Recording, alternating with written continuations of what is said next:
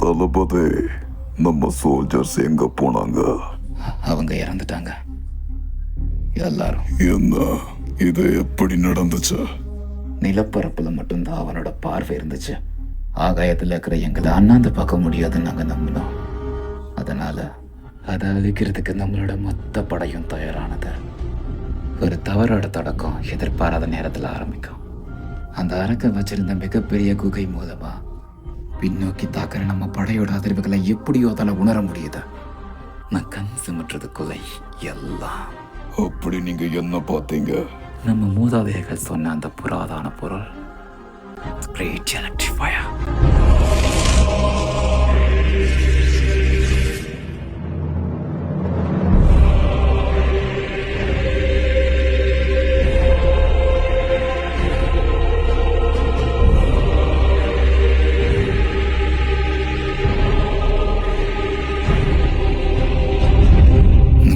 காட்டேரி மேல ஆணையா சொல்றேன், அந்த அகோரத்தை அழிக்கிறது அவ்வளவு சுலபம் இல்லை. முடியும் தளபதி.